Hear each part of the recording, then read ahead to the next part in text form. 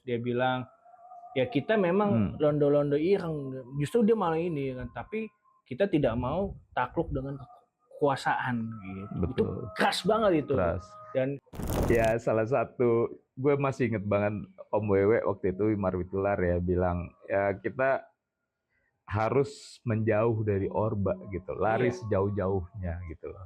Atau ya udah kita akan Sudut Warga, tempat kita jatuh.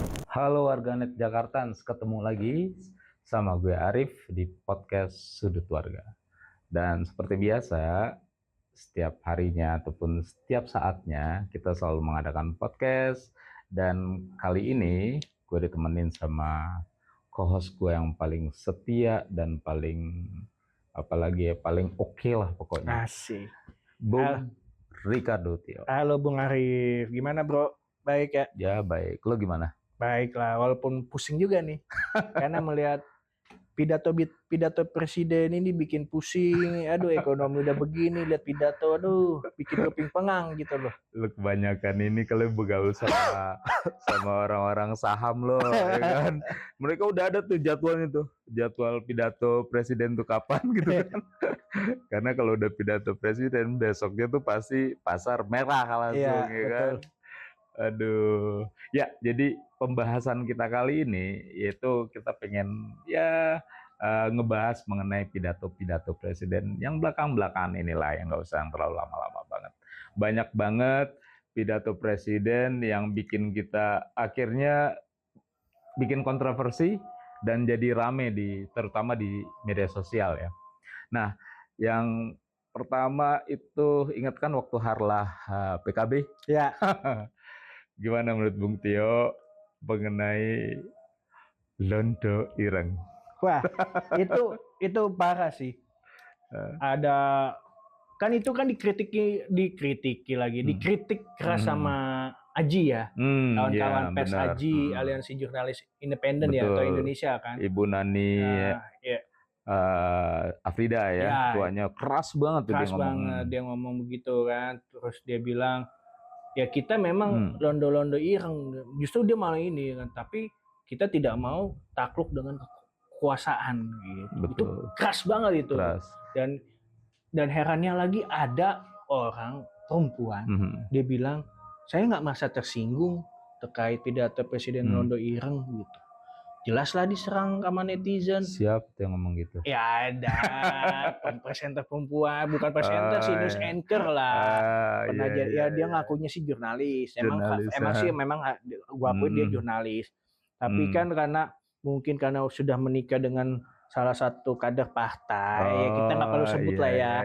Dia akhirnya teman kita juga dulu ya. Iya, terus dia diserang habis-habisan sama netizen. Sedangkan asosiasi resmi pers aja mengkritik keras pernyataan Presiden Prabowo itu loh terkait londo ireng. Padahal sama-sama kita ketahui yang londo ireng itu siapa ya, Prabowo itu. Mengapa? Karena background sejarahnya dia buyut kakek dia kan, Thomas Sigar itu kan. Itu yang menangkap Pangeran Diponegoro. Mau nggak mau latar belakang Prabowo diubek-ubek. Gara-gara dia sendiri gara-gara dia sendiri ya. Faktanya memang demikian, bukan hoax. Ya kalau menganggap hoax, ya silakan aja bantah. Ya kan, faktanya memang Thomas Sigar ini ya itu kan memang salah satu bagian yang menangkap Pangeran Diponegoro sama Belanda itu kan. Itu loh. Jadi nggak usah lah ngomong wartawan londo ireng apa, itu just sangat menyakiti sebenarnya. Wartawan, analis kan gitu kayak. Iya,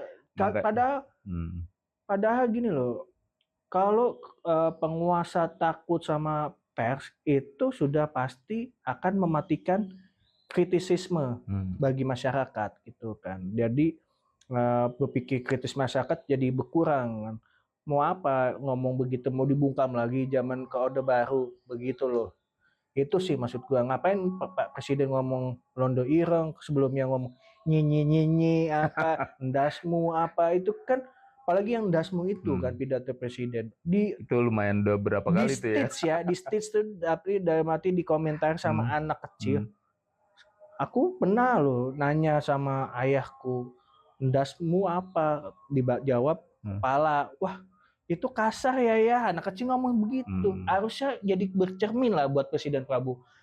Nah, yang anak kecil itu ya kan Ya, jujur ya. mereka kan nggak ada pretensi seperti yang lo bilang. Betul. Dan ternyata nggak cuma Aji juga yang mengecam di itu dan mengecam pidato Presiden Prabowo terkait Londo Ireng kan. Ternyata ada Formapi, jurnalis Semarang juga ada beberapa lah. Aji itu Aliansi Jurnalis Independen, ya sebagai pusat kawan-kawan pers Aliansi lah. Jurnalis Indonesia apa independen? Independen, bukan Indonesia. Tadi gua salah Oh ya, ngomong. Independen Indonesia. Nggak gitu. ada, nggak ada ya? Aliansi Jurnalis Independen Ya, aja. Aji Indonesia gitu Iya, maksudnya. pusatnya itu. Tapi intinya kita sangat menyayangkan lah Presiden ngapain sih wartawan tuh jadikan sebagai kawan lah, bukan sebagai lawan. Kalaupun wartawan selama ini mengkritisi Presiden Prabowo, ya sebagai bentuk kecintaan sebenarnya kan, bukan sebagai bentuk benci sebenarnya. Harusnya dia inilah katanya sebagai orang yang demokratis, demokrasi, tapi dikritik pers, dikritik netizen, maki-maki, gimana ya? Heran gua kadang. Emang begitu. Oke, kalau yang kedua ini terkait ini nih, waktu pertemuan dengan siapa? Di Hari Koperasi Nasional. Dia ngomong apa sih? Ngomong yang yang merasa Indonesia suram ya udah cari itu lagi ya. Itu lagi ya. Ya memang faktanya Indonesia suram. Ya kita mau gimana faktanya sekarang apa? Dolar menguat, ya kan? Kemiskinan naik, ya kan? Terus pendidikan jalan di tempat. Penanganan bencana di Aceh Sumatera masih belum selesai. Apalagi, ya kan? Ada presiden lain yang ngomong persis sama, atau nggak presiden siapa? Apa? Trump. Oh, iya, persis memang. Persis banget kan? Persis kayak ya kan memang sahabat kan, sahabat karib itulah ya. Jadi gak usah heran Prabowo kiblatnya ke Donald Trump kan. If you don't like America, just go. Ya sekarang mereka yang mampu ya sebenarnya kalau kita mau punya banyak duit juga pengennya ya keluar, nggak mau bertahan. Yang nyontain tau nggak siapa? Ya dia Prabowo sendiri. Oh, Prabowo sendiri, benar-benar. kan? Dan ada memnya kan, nyuruh-nyuruh rakyatnya keluar negeri, suruh keluar. Lah dia aja dulu kabur ke Jordania. Makanya kan, mungkin pada saat itu dia berpikir kayak gitu, wah ini nggak oke nih Indonesia nih. Iya, dia dulu hampir stateless, ya kan, punya masalah malah kabur ke Jordania mentang-mentang punya banyak duit ya kan. Akhirnya dengan kebaikan Ibu Megawati pada saat itu dipulangkan lah ya. Iya, dan itu sebenarnya sangat disayangkan juga sih sebenarnya bagi gua ya. Gitu. Kalau nggak tahu kalau bagi yang lain, bagi gua sih sangat menyayangkan aja. Sama. Kan. Kalau gua sih itu doang. Maksud gua, lu ngapain nyuruh rakyat lu keluar aja? Ya memang faktanya memang suram, apa yang bisa dibanggakan sekarang kan? Paling melihat atlet-atlet kita itu pun nggak dibantu sama negara, biaya sendiri, biaya sponsor, ya kan. Kalaupun melihat kabar baik dari atlet-atlet ya, tapi sisanya apa? Sepak bola kemarin kalah dari AFF, ya kan, sama Singapura kan, terus apalagi yang lain-lain masih banyak kan.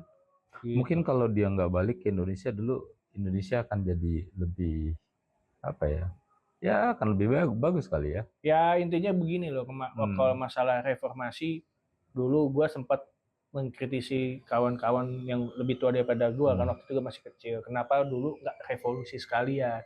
Karena nanggung, karena mau reformasi tapi masih ada antek-antek Cendana dan Soeharto kan. Yang akhirnya sekarang mulai lagi nih mereka. Mulai lagi kan dan kejadian kan. Dulu gue hanya ya karena gue dulu sejak kecil memang suka membaca dan suka mendapat cerita sejarah dari pelaku, dari nenek gue sendiri, kakek gue pelaku sejarah veteran kan. Jadi ya gue punya pandangan ya, maksud gue ya sayang banget hanya cuman reformasi. Sedangkan jadi yang lo sesali dari pergerakan 98 itu adalah itu. Kenapa kok nggak revolusi sekalian? Iya, sebenarnya sih begitu sebenarnya. Kenapa? Karena nanggung bro kalau mau reformasi kok, tapi faktanya masih banyak pengikut-pengikut Orde Baru Cendana masih aktif dan masih hidup kan, gitu loh. Kalau gue yang gue sesali satu justru, Apa? gue nggak tahu ini masuk ke butir reformasi apa enggak ya, tapi waktu itu Gus Dur pengen ngebubarin Partai Golkar. Iya. Nah itu gue juga yang gue sayangkan. Memang kenapa dibubarin? Sorry ya Partai Golkar ya, kita emang ini bukan berarti. Cuma waktu gue tahun 2014 atau 2019 itu zaman Jokowi, waktu kita masih bucin dengan Jokowi, gue sempat mikir, oh iya Golkar benar-benar udah berubah nih kayak. Sekarang balik ya kan, jadi ya salah satu, gue masih inget banget Om Wewe waktu itu, Wimar Witular ya bilang ya kita harus menjauh dari Orba gitu, lari sejauh-jauhnya gitu loh. Atau ya udah kita akan balik lagi, dan itu kebukti. Dan terbukti sampai sekarang kan, faktanya ya sekarang kan pengen banyak yang udah usulan riset Indonesia. Sah-sah aja mereka. Kalau gua sih tetap sesuai perkataan Bung Karno, revolusi belum selesai. Itu aja, karena bagi gua sekarang ya hampir nggak bisa diselamatkan. Jujur aja, Menteri Keuangan ibarat orang Jerman dobol gitu loh, nggak bisa tambeng gitu, nggak bisa dikasih tahu apa ya, malah majaki orang-orang yang nggak punya duit. Harusnya kan kalau mau ngincer pajak, dia kan bisa pajakin super besar bagi 2% orang kaya di Indonesia. Super kaya. 1% sampai 2% orang super kaya Indonesia itu bisa menutupi 50 juta orang lebih. Betul. Ya, harusnya itu yang dipajak. harusnya gitu dipajak loh. lebih. Taruhlah super kaya ini ada di Indonesia ini 50 sampai 100 orang. Taruhlah 2T atau 3T. Sekarang malah mereka dapat keringanan pajak, bahkan dihapuskan. Makanya dengan membeli Patriot Bond. Iya, makanya kan itu aneh. Justru kayak nanti rumah kontrakan dipajakin, apa dipajakin. Dan sekarang orang meninggal aja ada uang tahunan. Ya udah, kamu kalau nggak suka ya udah pergi aja dari Indonesia.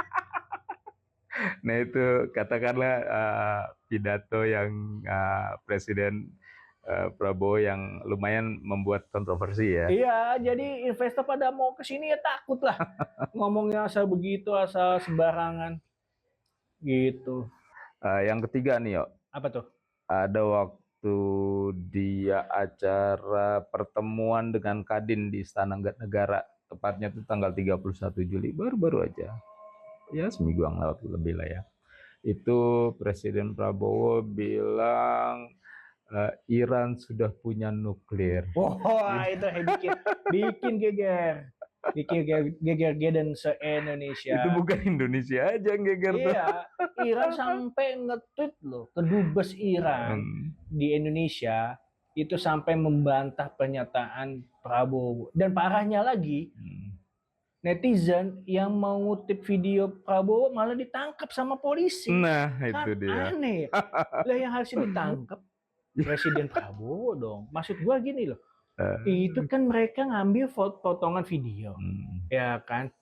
Emang jelas ucapan Prabowo, Pak Presiden Prabowo sendiri, tapi kok yang ditangkap malah netizen itu gitu loh. Habis lagi pula, sejak kapan Iran punya senjata nuklir? Hanya 2 negara sebenarnya menuduh Iran punya senjata nuklir. Jadi benang merahnya nih ada di sini apa nih?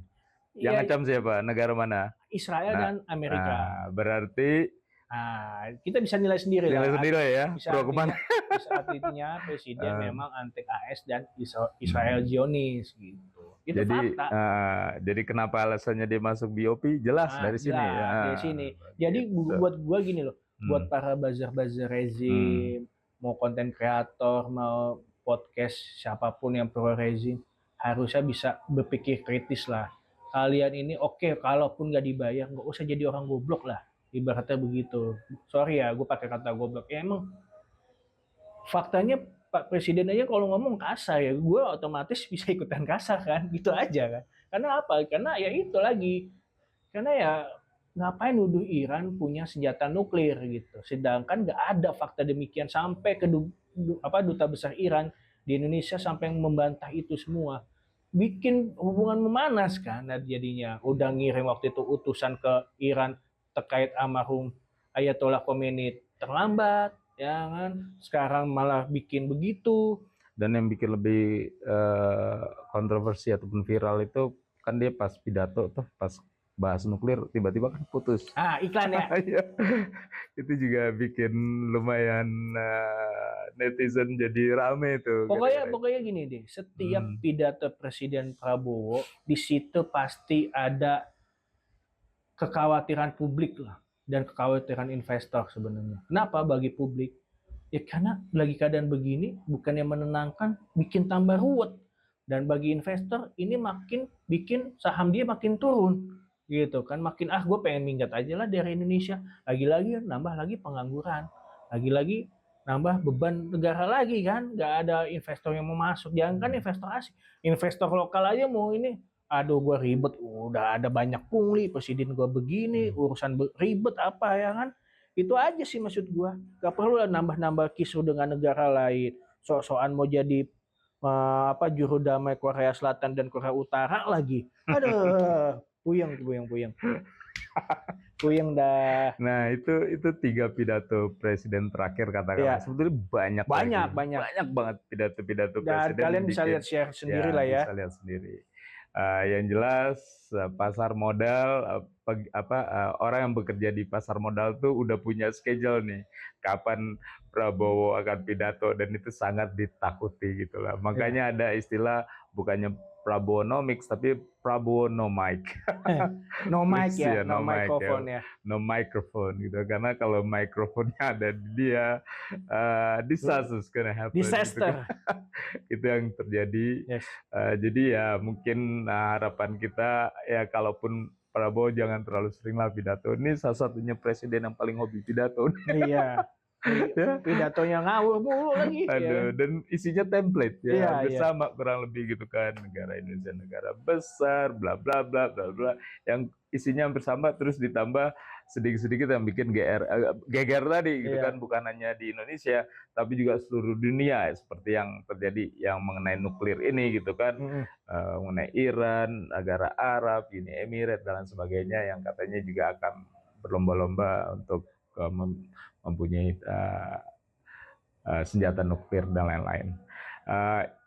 Baik, kalau gitu warganet Jakartans, itulah tadi sekelumit tentang pidato-pidato yang bikin geger di Indonesia dan khususnya pasar di Indonesia. Betul. Ataupun market. Kita akan ketemu lagi di episode selanjutnya di Sudut Warga Podcast. Bye-bye. Bye-bye. Thank you. Sudut Warga.